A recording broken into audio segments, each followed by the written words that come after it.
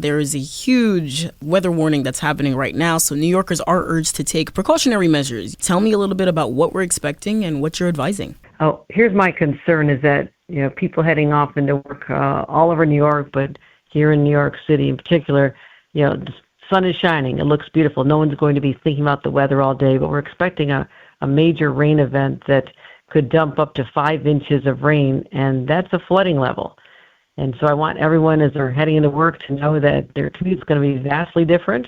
They might try to adjust their hours and not stay all day, but we're going to be preparing for this. We have about a 40% chance of flash flooding, which comes on so quickly. And what people who are driving don't realize, you think it's safe to just drive through rain, but it puddles very quickly. And if you drive through even 6 inches of rain, you could start losing control of your vehicle. And at 1 foot of rain, of rainwater on the ground, your vehicle will turn into a boat. And that's where lives are lost because people take risks and do not get into a vehicle in these events. Turn around and, don't drown is our slogan. So I want to make sure people are just, as much as they might not be thinking about it today, they really need to, because this is going to be a major event later this afternoon for all of New York City, Long Island, Lower Hudson Valley, and this will go on through Friday afternoon. So, and a lot of it will hit New Jersey as well. It's probably going to move northward from there, but this is a very serious event, and I want people to be watching for our alerts. We've put out alerts already. The National Weather Service will put out alerts if it becomes life-threatening, but it's a serious risk right now, and I wanted to alert all New Yorkers to take precautions. Don't get complacent because it looks fine this morning. It will not be this afternoon. Absolutely. And you mentioned a little bit about drivers. I do want to pivot to folks taking mass transportation. For example, train stations notoriously flood. What's the message to folks that will be commuting that way, and how's the MTA stepping in to help? Well, we have already MTA activated with a situation room for the duration of the storm, and they have pumps, they have generators, they have other resources ready to deploy.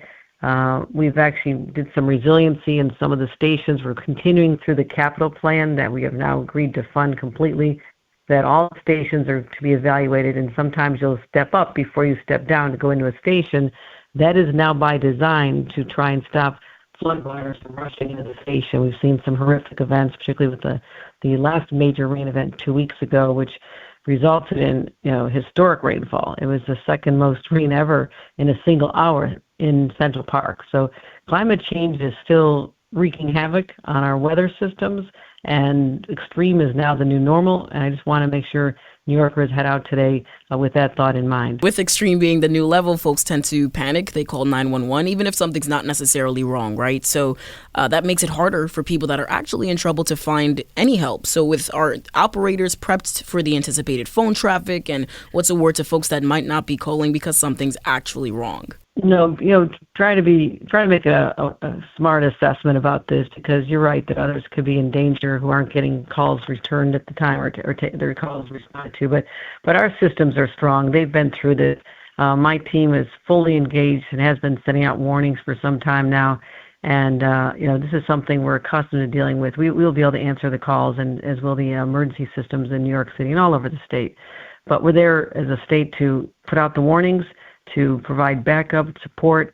And unfortunately, we've had, since I've been governor the last few years, we've had 2 1,000-year storm events, meaning they don't happen for every 1,000 years, and we've had 2 already. So that shows how extreme the weather has become and how dangerous, and the loss of life that could be prevented. That's why I'm calling into you today to tell you, let's warn your listeners to be really smart about this. We don't want anybody harmed, and maybe just later today is a good day not to be out traveling. Absolutely, and always appreciate you hopping on to talk with us. So coming up on the last few questions here, are there any specific areas on the flood map that are at risk? If people don't know, how can they find out? Right. Our website has this. We've sent out warnings, and so New York State has on its website. I'll make sure that gets to you. You can post that. But we have, like I said, we have flash flood watches for all of New York City, Long Island, Lower Hudson through Friday. So that's a fairly large area, and it extends. That's for downstate, and it goes all through upstate New York as well. So it's all about being vigilant. Don't flick on the weather. Check the news all day long if you can, to make sure that if you have to travel, that you're in a safe place. Last question for you here: are there a list of agencies on standby ready to assist, or rescue? Always. Good, good. Always, always. We coordinate with local emergency systems downstate and upstate with local policing agencies and emergency services. But my head of Homeland Security and Emergency Services just gave me my briefing, and they're all on full alert. They're in a command center. They're all ready to go. So they deploy, if there's vehicles that need to be deployed, or generators or pumps or utility lines that are down. They are unfortunately very experienced in this because we've had so many events. But one thing they know how to do is prepare in advance. You prepare for the worst but hope for the best, and that's what we do with our attitude. And that's how we've been proactive enough to be able to help a lot of people get through these storms without any real damage or casualties.